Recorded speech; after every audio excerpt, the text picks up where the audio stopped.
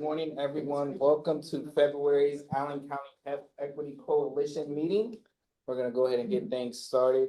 My name is Cassius Stallings. I serve as the outreach coordinator here with Health Visions Midwest. New title for me, used to be the wellness coordinator, but very, very similar to what I was doing before. Getting connected with you all, loving the space, loving to get us around health equity and health education and all those good things to get the community up and going for the things that they need. And so as we get started today, I want to open this up and take a moment to respect the pause, as I like to say, which is just grounding ourselves with a meditation. And so for today, I have did a little something to figure out some stuff that we can talk about. So as we just take a moment to quiet ourselves, just get settled in, we're going to talk about community. So community is more than a group of people. It is a shared space where we find connection, support, strengthen one another. It is the bonds and where we create that we build a foundation for growth, healing, and transformation. Think of for a moment about a time when your community in any form made you feel supported and valued. What did that moment teach you? Now consider this. How can we nurture a community where everyone feels seen and heard? What does it mean to be truly present for one another, especially in the times of struggle? And how can we strengthen our collective bond to ensure that no one is left behind? We'll pause for a moment as we just reflect on those questions.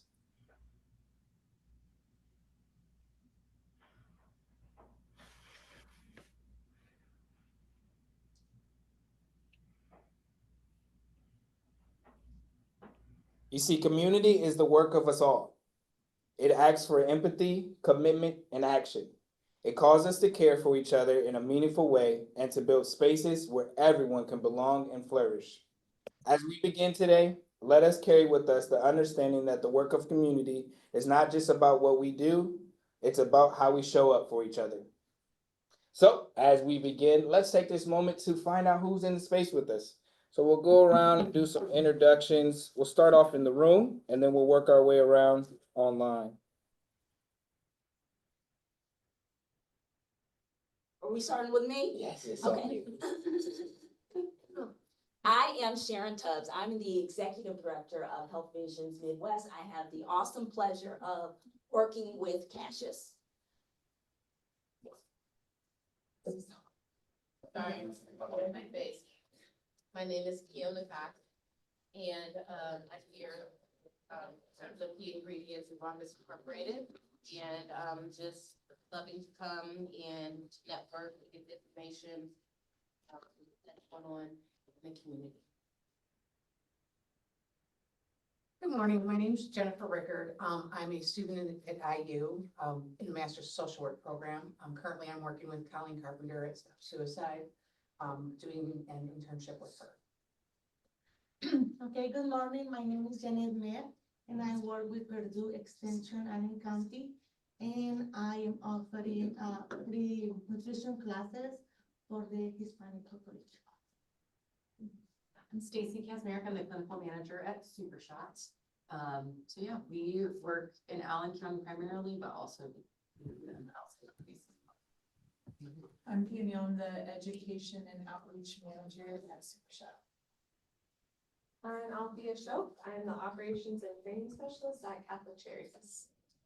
I'm Donna Assistant. I'm the assistant director of residential services at the YWCA, North DC.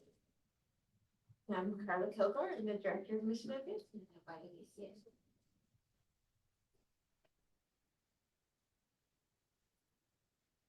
We got a couple more join us here. Hi. You want me to start? Okay. Colleen Carpenter, Stop Suicide, Northeast India. Good to be here. Laura Dwyer, Catholic Charities, here with Althea to support Cassius. All right, now we'll move to you folks online. Please share who we got online with us today. Good morning. I'm Sandra Thomas, and I work for Cancer Services. I'm a client advocate for the organization. Good morning, Pat Turner with Tobacco Free Allen County. Jamira Fields from Bright Point. I'm the outreach coordinator. Good morning, I'm Carlos and I'm with Neighborhood Health. Good morning. This is sorry, You Felicia. go first. No, you go first, Felicia. Hi, good morning, everyone. I'm Felicia Say. I'm with Aging and Home Services. Hi, good morning. This is Esther. I'm with the United Healthcare. Good Good morning, everyone. Sorry. Good morning, everyone. This is Nye Chan with Catholic Charity Refugee Resettlement Program. Good morning, this is Celia Reyes, Outreach Coordinator for MDYs. Good morning, everybody. I'm Juanita Roman. I am the Director of Grants and Programs for Health Visions Midwest. Good morning, I'm Leslie. I'm with Give Here, a nonprofit hearing healthcare office. Melissa Martinez from the Allen County Public Library. Sharon McGee from Associated Churches Journey Beside Mothers. Alice Jordan Miles, Purdue University Behavioral Health and Family Studies Institute. Hi, I'm Laurie Weinsaffel from United Healthcare. Cassandra Rosine, Stillwater Hospice.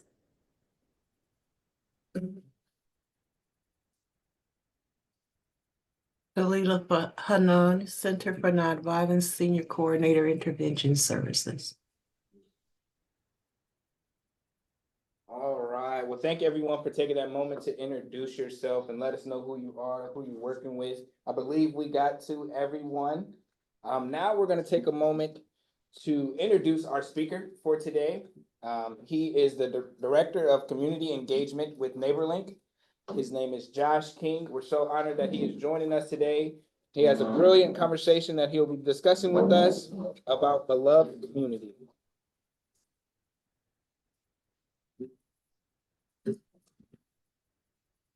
Go around some. That would just be my life. All right, good morning, everybody. Good morning. How we feeling? How we doing? Sleepy, wake, sick, all the above. All the above. Man, it's so good to be here.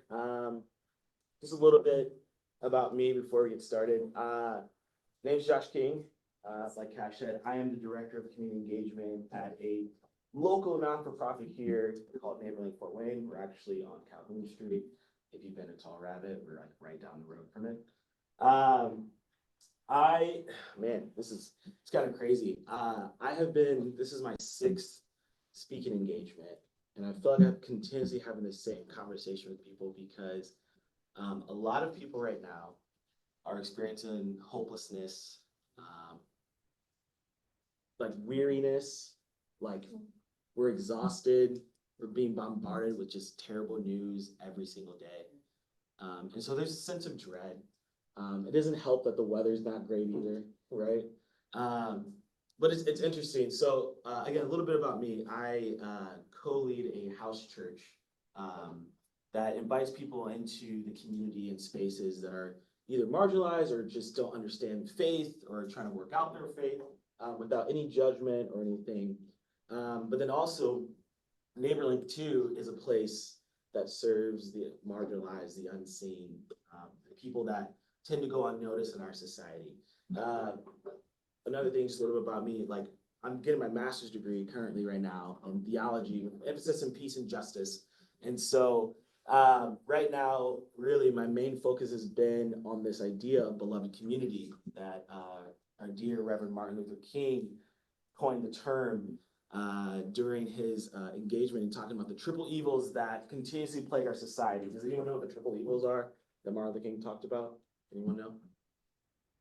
No? Okay, so racism, poverty, militarism. Let me say those 3 things one more time. Racism, poverty, militarism. And these ideas were intertwined and all connected. And it's this thing that Martin Luther King, he was trying to dream of this better, more profound community that was deeply rooted in love and in justice and in service. And so at the heart of beloved community is this idea that we are better together than we are separate.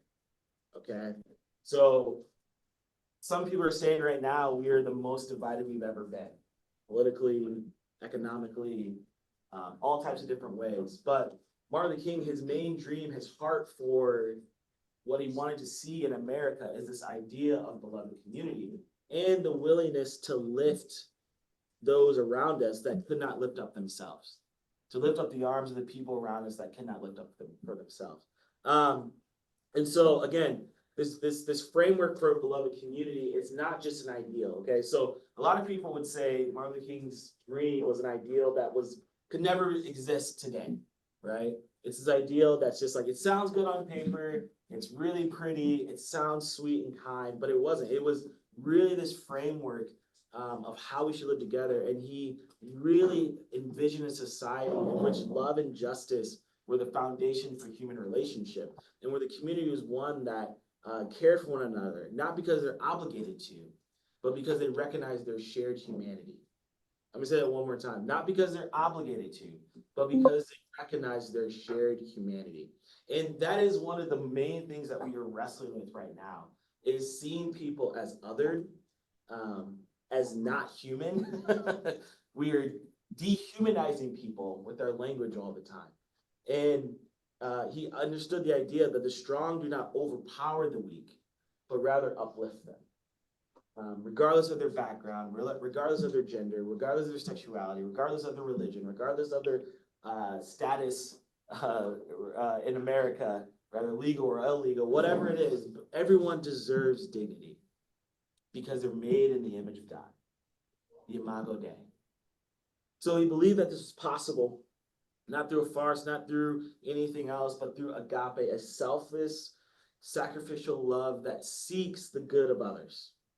And he taught this community would not be built by just governments alone, right? It's not just built by governments alone, or laws, or policies. They're important, but not just by those forces, but by the very people who make up the fabric of that society. Ordinary people, individuals coming together in service and in love. And that is where volunteerism plays a crucial part in this. I, growing up, thought volunteerism was stupid. I'm not gonna lie to you. I was like, we go out in our church once a month and say we did a good thing, pat ourselves on the back, take a picture, smile in front of brown children and say, yeah, we did great. And I really thought it was dumb. I had a really hard time with it because I was like, this isn't working. This isn't doing anything in the long run. This is a feel-good moment for me, and maybe for the neighbor or the person we're helping. But in the long run, I was just like, this isn't beloved community.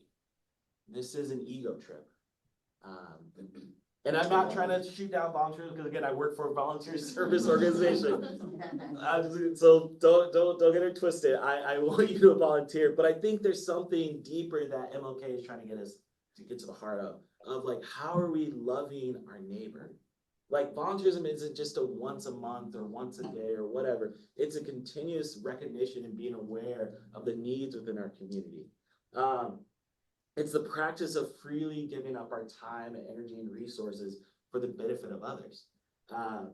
This kind of service is essential. We all have busy lives, okay? We have children, grandchildren, school, work, whatever. We have all these different things, but it has to be a willingness to open up ourselves and open our eyes to the needs around us, right? Why? Because building this beloved community is an active process. It's not passive. I'm also a practitioner in nonviolence, and we talk about Martin Luther King talks about being militaristically nonviolent. And that means not being passive in the sense of just, well, I'll wait around to see what happens, but being active, like active nonviolence, active participation in community, active seeing like, what can I do to better the person around me and not just for myself. And it doesn't happen automatically. It requires people stepping out of their comfort zones and putting others before they put themselves, and invest in their neighborhoods and their communities and their cities around the world. If you're a practitioner of a faith, particularly the one that Christ has called us into, we are called to what? Put others before we put ourselves. To serve our neighbors, to love them as we love ourselves. As Christ has said in the text, the text has said about Christ, that he was equal to God, but not what? Equate himself to him, right? And he came to be what? A lowly servant. Jesus hung around the people who were ostracized from society, the ones that we would deem today as being too far from God. But that's who Jesus came to be with and to serve and to love. And so King was an example of this, because he could have been in a comfortable life as a preacher, right? We always often forget about that, or a professor, but he instead chose to march, to serve, to sacrifice, and he called on all of us to do the same thing, to use our hands and our voices and our hearts to heal the wounds of society. And there are deep, deep, deep wounds, guys. There are deep, deep, deep wounds. I'll tell you a story real quick, and then I want to show you a picture. If you didn't know, I'm Black, if you can't tell. So I am not from Fort Wayne, Indiana.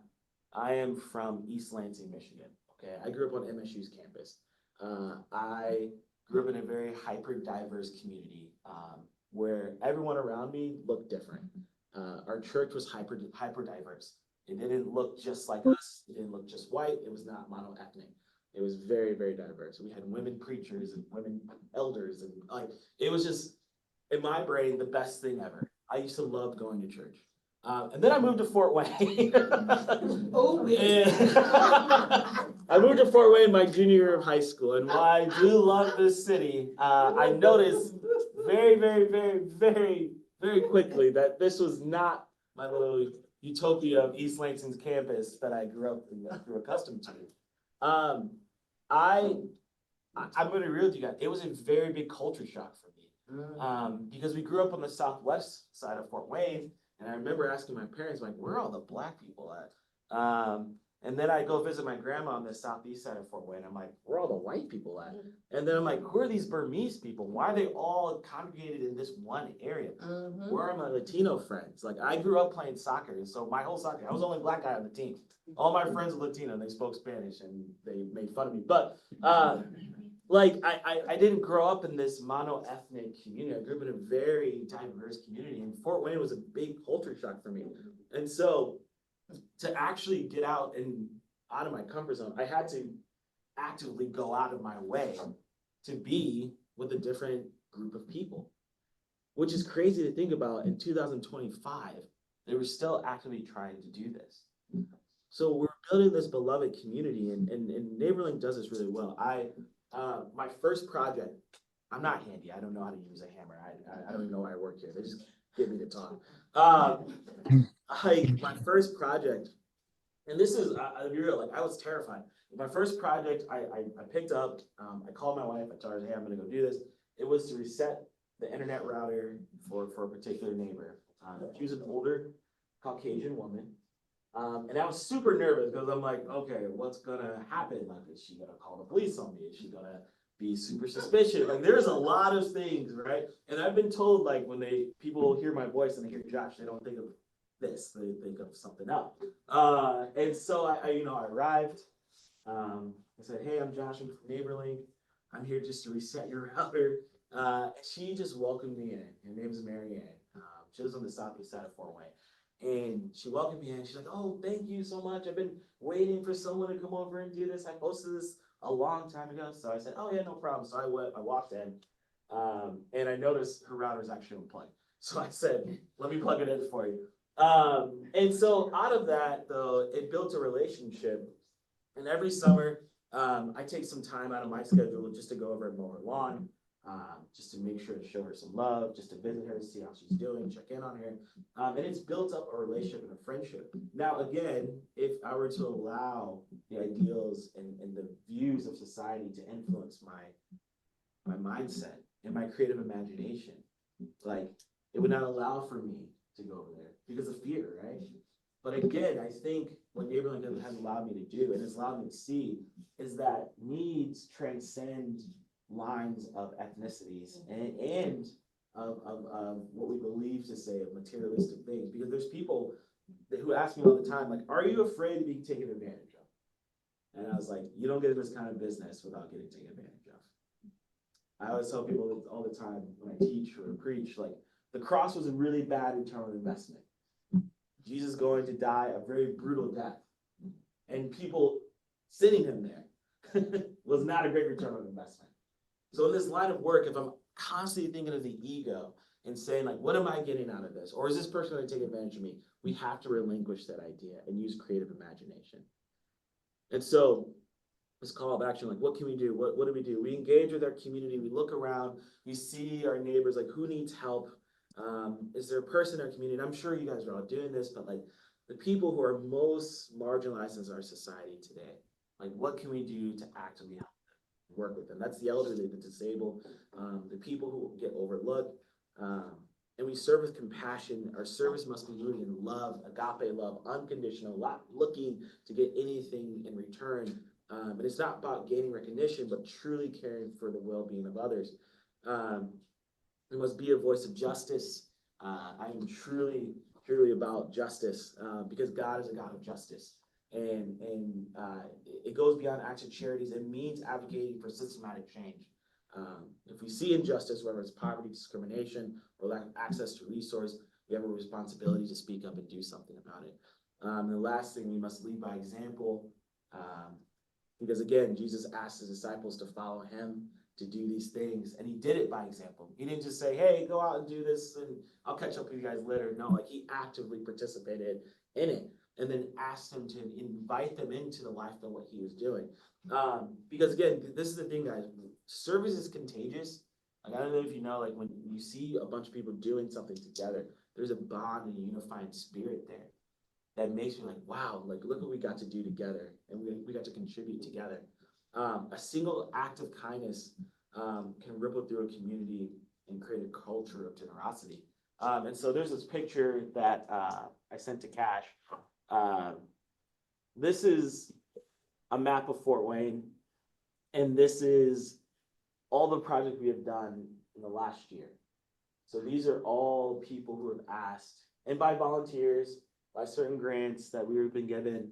But these are specific needs in our community. And you can see it isn't just Southeast Fort Wayne. It's all over Fort Wayne. These are the needs and needs of the people who have asked for help. And so we are trying to invite the community into this lifestyle of service of beloved community by volunteerism. So I'm going to end with this, and then I'll give some time for questions if we have time. Dr. King also said this. He said, life's most persistent and urgent question is, what are you doing for others? That's a quote we hear every MLK day. We post it on our churches, we post it on our sites or whatever. But really, like, that is life's most persistent thing. Like, what are you doing for others? How are we actively participating in this? It's not rhetorical. It demands an answer from each and every one of us. And the beloved community is not a distant dream. It is something that we can build right now through our choices and our actions, our willingness to serve. So that's my TED Talk. Thanks for listening to me rant. If you have questions, concerns, stones, I've gotten good at dodging those too as well, about anything that I said.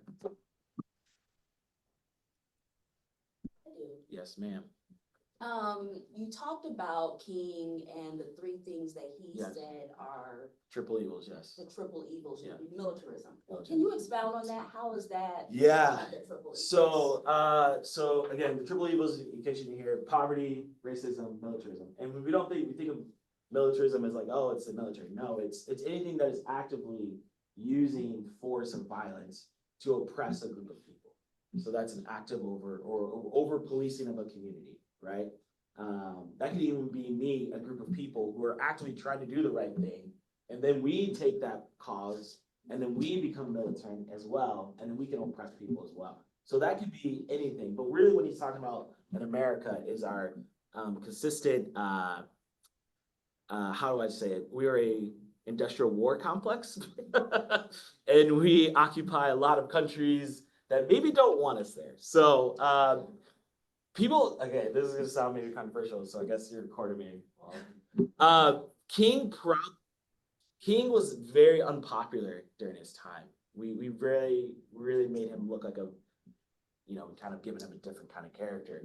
But he was actually protesting the Vietnam War. He was actually protesting against the overabundance of police officers in communities. And so he had a lot of people who did not like him and who were labeling him a communist, anti-Christian, which he speaks out against capitalism, communism, all the isms he speaks out against. And so, yeah, that militarism would be anything like that, but particularly the overuse of the military in spaces that maybe nonviolence could be used, but we just don't have the creative imagination to do so, or the patience. Yes, ma'am. Do you see Fort Wayne actually exercising? I know a lot of cities, but do you see Fort Wayne exercising that? You know, they don't want to acknowledge that we have a red line community in the Yeah, group. yeah. So do you see that being an issue? Yes, Because ma'am. I see it every day. Oh, yes, ma'am. Okay. Yes, yes. And I deal with it every day. Yeah. And to talk about truth, this community turns their face on it. They do not, everyone, I'm just, since we're on the phone and we're on the speaker and everybody ma'am, can go hear. ahead. We have a lot of people in position providing information and not showing anybody how to do anything. Okay? So yes, you're absolutely correct. Thank you. Thank you.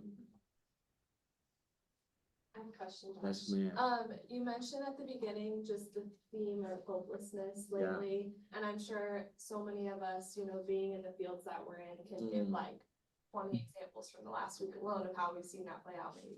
So what would you say is like the antidote to hopelessness from this community perspective? Man, so personally, just for me, my own conviction, I read an article recently that said you can't push your way out of fascism. So I have gotten off of all social media because my soul just can't handle it right now. It's just bombardment of bad news every day. What I have done instead of that is what can I do actively every single day? I mean, again, and this is when we talk about volunteerism, there are small things we can do. Again, this is my personal conviction. I think the environment is important and I think we should take care of the environment. So if I see a piece of paper on the ground, I don't walk away from it, I pick it up. But then also is encouraging the people that we're in community with who do feel the most fear right now. Like, how are we actively, I mean, seriously, sometimes there is a laser focus on those particular communities. And how are we encouraging them every single day, informing them of ways that they can, You can bring the information. Yeah. They hear it. Yeah. And then it drops. Yeah. Okay, and that's on I mean, from violence to housing to city utilities to justice to medical health. You call one person, that person is not there, they're gone. You go over here, everyone's flopping over here, over there. No one is consistent doing anything. You know, and then the other thing is that no one wants to be isolated. Yes. Okay? Yeah. So if you're isolated and you've been marked to being isolated, as Martin Luther King was, then no one wants to deal with you. Okay? And the issue, and you're doing the work, you're trying to bring things to the table, but the real truth does not want to be heard because it is responsibility and no one wants to be accountable. Yeah. So I'm sensing and experiencing a lot of pain here. That, what's your name again? I'm sorry. Diane Rogers. Diane Rogers. What is the best way we can rally, support, and love her through the work that she's doing now? You know, like that's what I'm thinking of. Like all of us are probably working with people in marginalized communities. How do we? And this right here is beautiful. Like this is beloved community right here, right now. And I think that's like continuously encouraging, uplifting one another to finish the race, right? It's a marathon. It's not a sprint. It's a marathon. How do we continuously love and encourage and give each other hope in the midst of all this? Because we're not alone. We're not. We shouldn't be isolated because no one is called to be in isolation. And the thing that it saddens me to see because it is right in front of our face, and we constantly turning our face. We're constantly turning our face, and then there was a time that you could assist people with some things, and people got things done, but they take people information. It lays here, and then it gets pushed back in the file. You go talk to someone, but that person's no longer there, or they change, and then you're constantly rotating around, and so no one participate with anything for the very simple reason that the trust has not been established. Yes. And then the accountability does not exist. And, I could use some other words, and the gratitude really is hard to embrace. That's good. Thank you for sharing. You're welcome. I want to say that Diane has been an inspiration in Fort Wayne to many people over decades. And thinking about when you came to Vincent Village and talked to the homeless people who are some of the most vulnerable about how they can be part of our community. I think it's so easy to be discouraged, but I just want to express that you are an example of somebody who has given lots of hope, lots of strength to people and shared that and helped create more community. I know it's frustrating when you are working with power structures that are hard to change. Yes. But Yes. You spread a lot of joy and love and connection in Fort Wayne, and that is appreciated. I appreciate it, and I know lots of other people appreciate it too. Yeah, the Oxford neighborhood, holy cow, would not be what it was without you. I mean, you're a powerhouse. Yes, but I need the power of the people because I'm one person, and from the experience of what I've actually sacrificed to my community, doing law enforcement, building my house in law enforcement, still living in the community, and now the neighborhood president, and actually creating for the yoga. You can't get anyone to participate because of chattering, constantly chattering. And the chattering is not truth. It is a bondage of oppression that lies amongst the people within the community. I am very frustrated with it. I'm very disappointed in it. I know the level of intelligence is really higher than we exercise. So I don't know what is the obstacle that's holding everyone back. I know it's not me because I'm just one person, okay? But whatever it is very sad to see because our children are affected by it. The Oxford community, yes, I know. I've been told various stories about this and that, or keep on. And one of the main things I hear is, Don, you're doing a great job. Keep doing what you're doing. And I ask them, what is it that I'm doing? I want someone to tell me, what is it that I am doing? You are living with conviction. You are living out your values. That's huge. Like what you believe, you put into action. So you are modeling like authentic humanity. And I agree. I agree that you are doing your part. The thing is that we all have a part to play. And while progress can be slow, I think King had a quote about that. It's not coming to mind right now. But progress can be slow. I think we can be encouraged in that even if we're helping one person at a time, we are helping. And that is one way that we are building community. And I want to say, Josh, with NeighborLink, I actually had an experience with my parents. They're in their 80s. And they live in a house which my father will not move. In Southeast Fort Wayne, East Central, he's not moving. Okay. He's paid for it. Yeah, and it's his land, okay? And they have, on the porch, they didn't have railings. And it was dangerous because I saw my mom, she's like 4'9" now or 4'11", and she's just like hopping off there. And I'm like, they're gonna fall and break a hip and it's gonna be bad. So I didn't know who to call to install a railing on the concrete porch. You know, it was a kind of a awkward way that the porch is made. I put a post on NeighborLink and said, hey, anybody know how to do a porch, some railings on a porch? A few months later, I got a call from some guy who I still don't know who he is. And he said, we do this and we can put that railing in. And I'm like, what?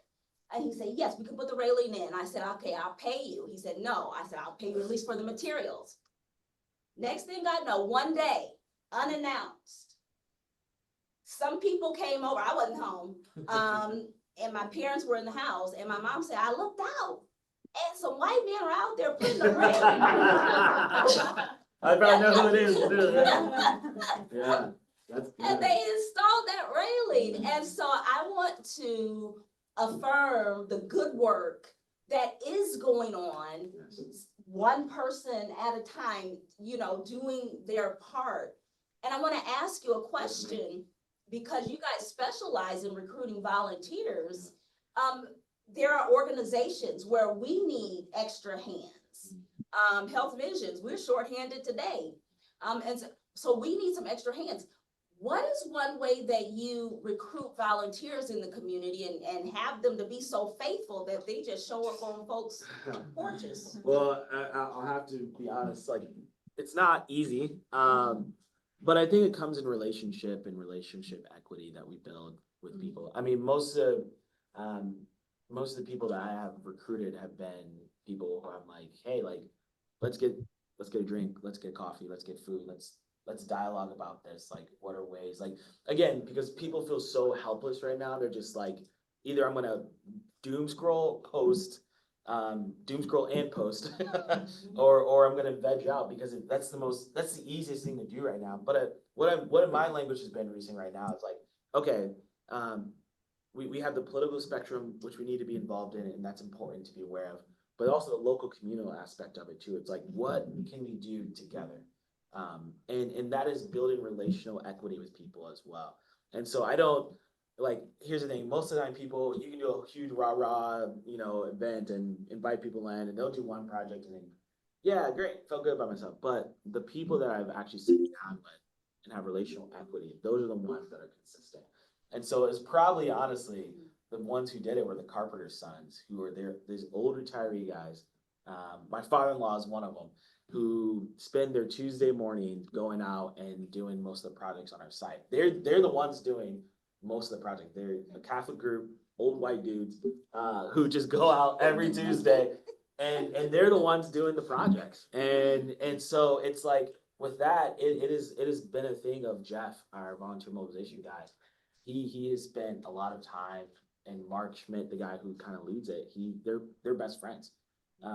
So it's relational equity, it's time, it's getting people to recognize, get outside of their shell and their space, and encourage them not to lose hope. Where you can say something. So just thinking about this, and I work with a lot of youth and community, and it is a hopeless time for everybody. But how will we introduce, like, I grew up in church too, so you know, we did go to the nursing home, volunteerism, you know, type of thing. But how do you introduce this to youth? Like, what I think learning at a young age what a beloved community is can also help, like, even when they go off to college, like finding your community and different and the importance of volunteerism, right? Because I do appreciate doing all of those things when I was younger, because it gave me a different perspective. How do we introduce this to our more so of our youth community? Yeah, so again. Hey, Mark. Hey, it's quiet right now, so. Okay, good. I'm a little worried about this meeting. Oh my God, Meg. Oh, I took someone out. Would be their first time. I can come and share and speak, but I think, again, it's leading by example. So I was a youth pastor for 5 years. And I really, one of the biggest things, one of the tenets and cores that we had were acts of service. And we were going to lead the charge in our church of being the beloved community, and then actually doing it. So we started with doing NeighborLink projects, and we did, I worked with a guy, his name is Doug Stent, who does Serving Simply downtown, where they pass on basic necessities to people who are displaced or experiencing homelessness. And so really it was just taking them with me and saying, like, hey, we're gonna go do this together.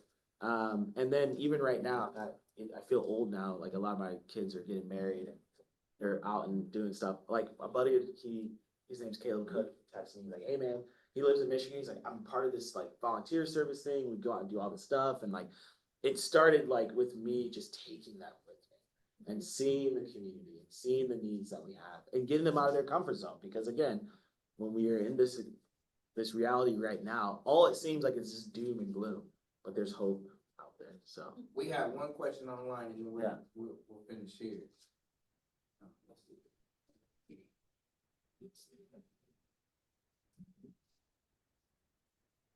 morning. My name is Khalila Hanan, the Center for Nonviolence Senior Coordinator, Intervention Services. I have more than a question, actually, just an observation, a statement I've been here. One of the things that I've been hearing is, around volunteerism and, getting people to volunteer and in place. You brought in at your beginning Martin Luther King. Martin Luther King Jr. was a leader, and what we have not had, since Martin Luther King Jr., that everyone has accepted in BIPOC community, is a leader. And for that matter, then we continue to scramble about, and we continue then to be in this place where we're pulled in many directions because the voices that we do hear are going in multiple different directions. This one is volunteerism. Another one is working on homelessness. Another one is looking at our economics in Black communities and BIPOC communities. Another one is pulling together BIPOC women. We have all these many different features that we're scrambling around, and none of them are actually coming together under one banner and one leadership of BIPOC people. And for that reason, we continue to have all of these different situations and who's not doing what and who's not looking at who and who's not accountable for this or that or the third. And until we have a leader amongst us, that's how it's going to be. And until we have a leader amongst us, this is our feelings of being disconnected from our populations, BIPOC people. And that's just a fact. So while we're having these discussions, let's also keep in mind we ought to be looking for, not Martin Luther King Jr. That was 1 in a million. But we can have a leader amongst us that can help guide us and give us that focus and direction and channel all of the energies that we have toward our survival as BIPOC people in this hostile environment. And it doesn't take, us scrambling then, to reach this group or reach that group, because we will have that, purpose and direction, and we will have those different departments or compartments in which we're helping each other out and doing the things that we need to do. There was a lot of activity going on. I was asking a young woman the other day, how old does she think Martin Luther King Jr. was when he began his civil rights walk? How old does she think he was when he was assassinated? He was a very young man. So we need to be looking at these young people and helping them to see their place in this movement, in this, our nation, in this, our community. You call it a beloved community, but how can it be beloved if we're so separated just amongst ourselves? Thank you very much. And that's what Diane Rogers was speaking to. By the way, hello, good morning, sister. Appreciate you and love you. I know you don't remember me, but I definitely remember you. So I just want to thank you all for that moment. I'll mic down. Thank you, Kalila. Sharon. Thank you, Kalila. We appreciate you. And what about the beloved community? Is that something we're striving for, or? Yeah, I mean, I think she's 100% correct. Yeah. I think, in that too, I want to say within the civil rights movement, there were multiple leaders, and the civil rights was built on the backs of Black women. Like, I'm gonna keep it 100%. Like, the civil rights was built on the backs of Black women, and so it is a thing of they were at the forefront, but they were the ones doing the behind the scenes. My thing, man, you're 100% correct, is that people don't want to do the hard work behind the scenes. They want to be in front of the camera. And so what I see in my generation is a lot of activism without the willingness for sacrifice. And so we can't get anywhere because everybody just wants to be an influencer. Everybody wants to have a voice, all these things. But who's doing the hard work behind the scenes, right? Who's doing the actual boots on the ground work? That's not sexy and looks good in front of the camera. That's when I have so many things that I'd love to connect with you and talk more. And whoever wants to have a conversation, I am. But yeah, that's that's the thing that we're actively trying to participate in and strive for, and that's the dream, like, it's a dream. That's the beloved community. That's the- And some of those carpenters Yes, with NeighborLink yes, are doing the hard work and the Yes. sacrifice behind the scenes. and they hate being on camera. And you know what, So- somebody says all the time, they says, what, Diane, how's retirement doing? And I tell them, chosen people don't get to retire, only select people.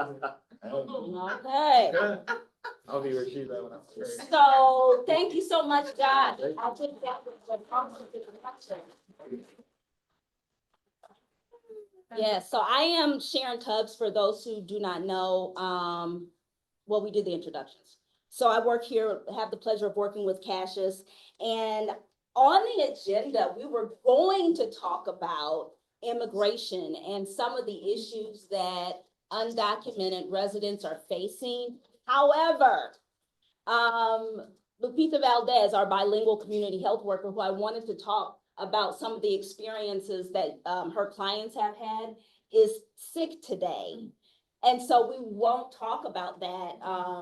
But I did pass around to people in the room some resources, immigration legal resources for people, and also know your rights. In the United States, as you know, there is a crackdown. ICE is out there, and they are really looking for undocumented residents. And you may feel one way or the other about that, but we want people to know their rights. I know from Lupita that our clients, some of them who are undocumented, there's a real fear in Fort Wayne right now. Okay, there are some people are fearing going outside of their home because they could be stopped. And just because they look Latino, they could be stopped and asked for papers. And so that is out there, that is going on. We will talk about it more in depth later on. I want to ask people online, are there others who have clients who are experiencing some of this, or who have resources that you want to share? Because I'm going to share the ones that I have also online. Cassius is going to send those out. Hi, Sharon. So I can't really speak to like the situation in Fort Wayne, obviously, but up here in Lake County, I think we're experiencing similar situations as the entire country is. Because of our proximity to Chicago, we have a huge immigrant and undocumented population here and all around us. And I think definitely the fear is just kind of, I mean, it's in the air, it's in the atmosphere, it's and it's unspoken and it's spoken. And I think people, what we're doing with our clients is we're letting them know that the biggest way to combat what's going on is by educating yourself. And again, like you said, sharing the resources that are reputable. We always advise our clients to make sure that the resources you're reaching out to are that you've looked into it, or that you've had somebody else look into it with you if you're not quite understanding, because there are unfortunately different people who are taking this opportunity just to take advantage of others. And so one of the things that we saw in our community was there was some, like, it's already been taken down, but I'm sure another one will be popped up soon, is some sort of like national help center that was promoting as a help center, but it was like, we can get you safety papers. All you have to do is pay us $2,000. And it was like things like that. And so we were passing out the resources that are free and that can help them, and let them know that if you do get calls, or if you see stuff online, or people are like, here, use this, and they're asking for upfront money or access to some sort of accounts for potential payment later or whatever, then just, get away from those places. And so, but yeah, I think resources and education is one of the biggest factors here that's going to help people. Juanita, thank you for that input. Chanel, Yes. this is Yen Chen from Catholic Charity. We're going to be sending out all the information. Know your right in the different multiple languages. Know your right in the car. Know your right in the house, in the church, in the school. All the document information. I will also send all the legal support service available in the whole the Indiana state. I will send it out this email group. Wonderful. You're gonna send it to us, Nan? Yeah, I will send it out this group, the Okay. whole thing, yes. Wonderful. That sounds great. Anybody else? Carla in the room said she's. I don't know if anyone's on from Amani, but they did open their new legal clinic very recently and they are helping people with, I just looked it up to make sure, immigration and legal naturalization and legal assistance. So there is a new clinic in Fort Wayne to help. I'm sure they can't do everything in the world, but that is a resource to look to for some legal assistance. Right, and there is a volunteer lawyers program also that's available to help people. So that issue is out there. Like I said, I wish we could talk about it a little bit more in depth. I unfortunately am not as educated as Rafita is. So we'll talk about that another time. I'm going to hand things back over to Cassius. I had a comment to make. This is Diana Jackson Davis. All right, Diana. Hi, good morning, everyone. I'm sorry, I'm gonna have to jump off in about 10 minutes, but I just wanted to add a piece that a lot of times the focus is on, the Hispanic Latino community. I do want you to know that it's just not affecting the Hispanic community. There are many immigrants in this community that are of different nationalities. And then sometimes the focus is they think the stereotypes are just occurring to one particular group, but it's not. We are seeing it with the Haitians in close states to us. The videos are out there. They're happening to Africans, many different African countries and different African nationals. It's happening to them.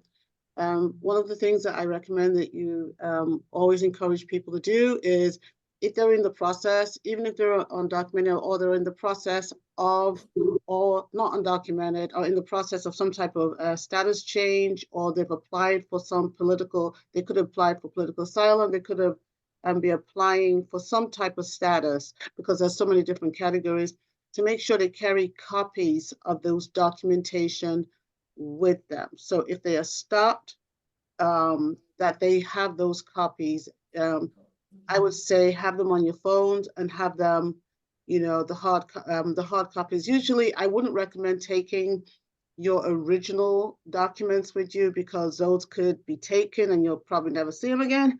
But I do recommend that you make copies of things that you do have, so that this will also help you and protect you, not just, knowing your rights, yes, or actually having documentation on your person is very important.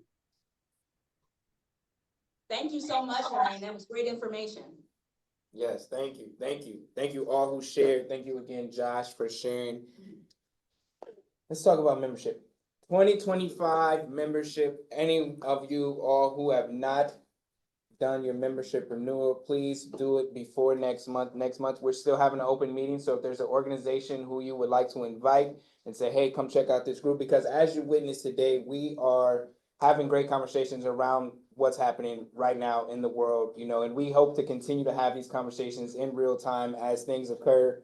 And this also opens opportunity for you guys to connect on how do we come around to solve these issues. How do we work together to continue the work that we need to do to get things rolling? So if you need membership, we have some package for those of you in the room who have not renewed already. Those of you online, please email me, let me know. We'll get that sorted away. Now to news and updates. For Health Visions, we have Thriving Thursdays still happening. We have a class tomorrow, and then we have 2 classes next month, March 13th and 27th. That is about all for Health Vision. So I want to turn it over to partners, those of you in the room, those of you online. Is there anything happening in your world that you want to share right now? Please speak your piece. One of the things I'm very concerned with right now is our city water. I had a testing come through, my city water was, my pH balance was tested at 9.0, very dangerous rate out of my city water. I contacted them and they advised me to go to the website, and there's no website indicating anything about our pH balance. One of the things that I did in my going down the rabbit hole, the pH balance of 9.0 is damaging the liver and the kidneys. And that's coming out of our city water. So that's something I want to urge a lot of people. I just talked to someone that's having kidney problem, kidney failure, very young age in their 40s. So we have serious issues going on. And like I said, you call someone, you go this way, you send you over here, tell you to go to a website. So I'm just telling you, your city water is not safe. They were proving me wrong. I asked them to come and test my water. Haven't gotten a reply yet. They told me to go to the website, go online. Couldn't talk to anybody. Thanks for that experience. At YWCA, we have our Level Up Council, and we are trying to figure out kind of the next steps in how we can support community conversations. This today feels like a good community conversation, but and how we could maybe work towards some sort of coalition to build relationships and work together.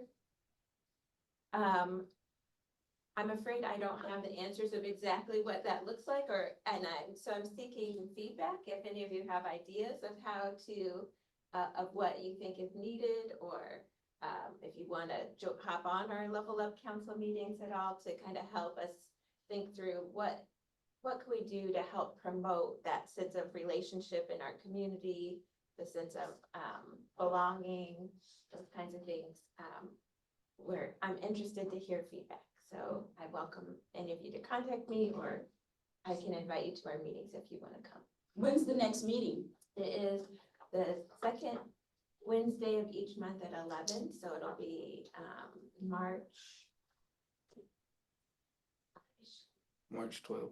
Yes, March 12th. Where is it at? We've been meeting online to make it easy for people who don't want to drive up to our So I have to building. see. I just would like to say that I'm on the Oxford board as well, and just being a part of the Oxford Association board, just to go to our website and just look at different and various things that we are doing in the community for Oxford, because we update all the time. And Mark Brown has been awesome in keeping information out there and posted. So yeah, so just look on our website and for the things that. Yeah, Oxford is doing a lot of things. What is the website? Oxford Community Association, Neighborhood Association. So What's the actual name of the Oxford Wow. Community, it's the Oxford Community Association, but .com? That's Oxford Community Association? it's let me see. Okay. It's- I'll Google it. Yeah, just Okay. go to the Oxford, you can go to the Oxford Facebook page, and go to the Okay. Oxford, our website. You go to the Oxford Neighborhood Association, you'll see the logos of Fort Wayne, Indiana. There's a lot of Oxford. Oxford is actually a symbol of excellence. Okay. So we really are really thriving to actually put that back in place. And what is excellent, and I just call it being your authentic self, being you, who you are. Wonderful. All I right. have something. Yes, please. So actually kind of related to what the YWCA is doing. I think I mentioned before, we looking at data for suicide and who's dying in Allen County. It's ages 20 to 44. So when we surveyed them, like what's behind this? Why are 20 to 44-year-olds dying by suicide? The thing that came out is connectedness and belongingness, the lack thereof, right? Of course, COVID did no favors there. So I think it sort of set us up to be even further distanced, or the political discourse, of course, is not helping either. So anyhow, we've been having conversations, community conversations. And the first conversation we had was with people in their 20s, two different groups, just talking about like, how do we build connectedness in our community? And what would it need to look like for people in their 20s to want to go? And we held those at the Black Forest Cat Cafe because they contacted us saying we had a suicide death. What can we do about this issue? So they offered their space for free, and we used it on a Sunday night. And we're gonna do the group, the people in their 30s next month, which is coming up fast. So that's March 16th, 6 o'clock. It's a Sunday evening at 6 o'clock. So if you know folks in their 30s that might want to talk about how do we build more connectedness and belongingness in our community, please send them our way. I have a flyer for you to either post on your social media account or to send out via email. And the Black Forest Cat Cafe is, of course, promoting it too, so you can go to their Facebook page. But I will send it to, I guess, you. Yeah, awesome. Thanks. Thank you. All right, anyone else in the room? Anyone online? I don't know how many people work with non-traditional students, but we work really closely, Super Shot works really closely with the Allen County Department of Health, and a need that was brought to our attention was just a lot of checks and screenings happen through schools, right? And so when you have students that are either in virtual school or homeschool, they don't have access to the same screenings at the same times, that kind of thing. So actually next week, we're having an event specifically for those students where not only will we check your vaccine record, make sure you're up to date on vaccines, but we also have several partners that are doing dental screenings, vision screenings, lead testing. I'm forgetting one. At least those things. But again, things that traditionally you would have access to because you're in a school setting. So if any of you work with homeschool students or students that are attending school virtually, point them our direction. I need your information as well. Okay. Thank you. All right. Just making sure no one has any updates online. I have something. Yes, please. This is actually not for like Catholic Church specifically, but on the topic of community, if you have any youth, middle school or high schoolers, there's a group through Associated Churches who I actually volunteer with. It's called The Landing. We follow Celebrate Recovery's curriculum, but designated for youth and specific for youth. So if you just have youth who you know need some sort of connection, our slogan is it's a safe space to be real. We talk about very difficult issues, but then we also have a lot of fun. We do meals together. It's every Wednesday night, 6 to 8. So if you have someone, a student or a client who you think would be a good fit, you can get in contact with me, or you could just go to Associated Churches and they can get you connected, or I can get you connected. But yeah. Awesome.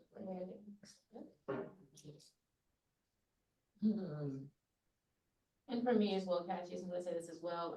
If anybody is suffering or knows anybody who's suffering with epilepsy or family members or anything like that, send them my way. I have a lot of information. I am on the Epilepsy Foundation board, so I'll send them my way and I can give them tons of information. Yeah, when you guys go to Oxford today, later on, we're gonna do a clipping on showcasing all of the beautiful, awesome work that she's been doing. And really trying to, that's what Oxford is doing. We're trying to leach and unreveal all the hidden treasures at Southeast and within our community. So this is one of our hidden treasures, including myself and many more. But we would love to continue to keep unfolding this, and this is what we're going to highlight today. So we have an exciting day today. Any announcements online, Cassius? Give Here says if you need some hearing screenings, please reach out to Leslie at Give Here.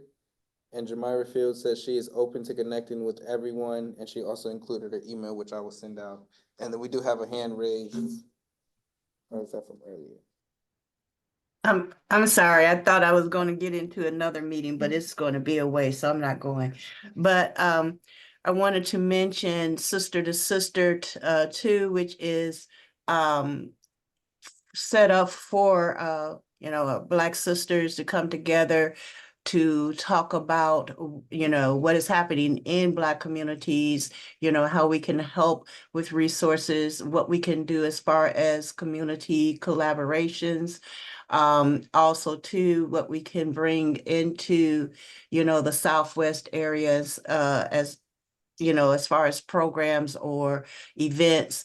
And so we like to have as many people show up as possible. Also send any of your people who might be in need of having a space to come and just sit amongst women and have their say, you know, that's what Sister to Sister 2 is about.